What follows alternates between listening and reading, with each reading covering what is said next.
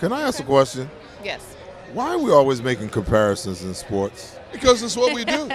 No, that's what y'all do. No, don't say y'all. You're in the media too. I don't make comparisons. Well. Yes, you do. Huh? It's fun. No, it's not. Hold yes, up. Hold it up. Not Hold fun. up. See, I'm You're talking about right here. I'm gonna catch you right now. You're talking about two different. Right here. You're talking about different eras in football. It's like the Michael, LeBron debate. It's like this team. I'm gonna let him answer. Then I'm gonna catch him right here. I'm like, stop it already, because there's always different intangibles.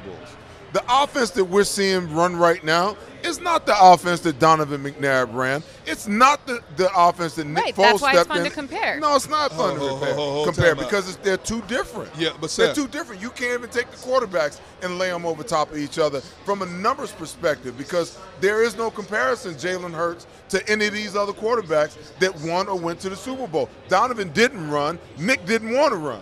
All right, Seth, I have sat here and listened to you time and time again talk about linebacking play when you played the game compared to linebacking play today, and about how it makes you grit your teeth the way they are not taught properly. Right. So that's what we do. We compare eras. Talk about the way you were taught to play the game to compare the way these guys are taught to play the game now, and it drives you nuts. Okay. And if you were a coach, you would not coach to what you see today, correct? What I'm telling you is I'm not making comparisons. There's a difference between comparison what you see on the field and the technique and the fundamentals of the game of football. Those intangibles never change. I don't care what era you're talking about. Okay? But it's still a comparison. When I'm looking at these guys play, it's like I'm watching the game and I'm mentally telling myself, oh, this is what they're going to do. Why? Because I'm reading my keys.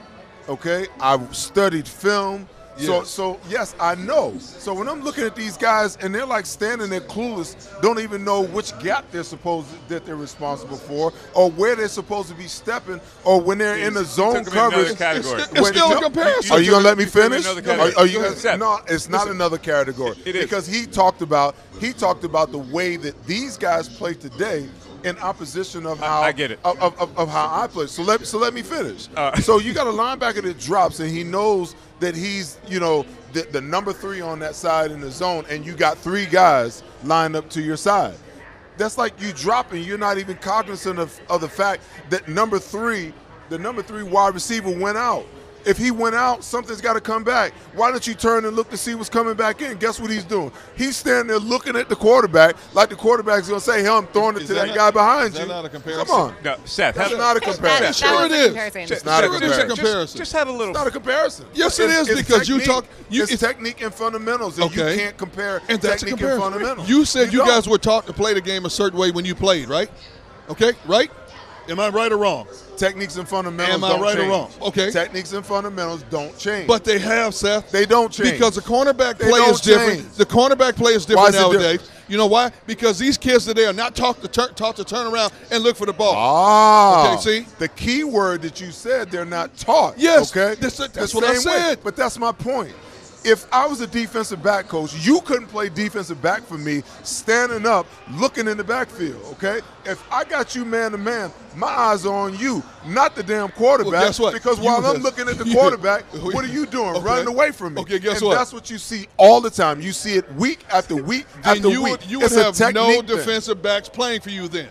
Based on what we see in college football and the pro football game today, you would have no cornerbacks. Let me tell you something about what you see. What you see is either being coached or it's being allowed, okay? And in each scenario, okay, think about that. It's either being coached, imperfection and weight and flaws are either being coached or a player is playing with it, and the coach who's coaching him is allowing him to play the game that way. It has to be the coaching because it's consistent across the board in both the college and ranks and the pro game. So then go get some damn coaches who know what the hell they're doing so you can teach your players how to play the damn game. Where are you going to get them? Because they don't exist in today's football. Okay. Yeah, they do. Yeah, they do. I was letting you guys roll for a while, but now we went from comparisons to, I don't know, question was coaching. comparisons. Why do we do comparisons? It's a comparison. Seth, because it's fun. Yes. And also, It's if you, just yeah, fun. it's It's sports fun. Y'all, themselves it's are not one fun time. for me. It's fun. Let your hair down. It's not fun wait, for me. I'm All sorry. right, well, Let your hair down. that wraps up our Diamond Debate presented by Mark's Hey, Jewelers. I can grow hair now.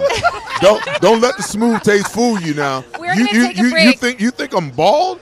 If I want to grow a full head of hair, I can grow it. This We're is gonna easy. take a break, I and just shave Seth it twice is a going week, to Mike. collect man. himself I see in the the nubs. break. Wow. I see the nubs. All right, thank you for tuning in. Stick around. We'll be back right after this.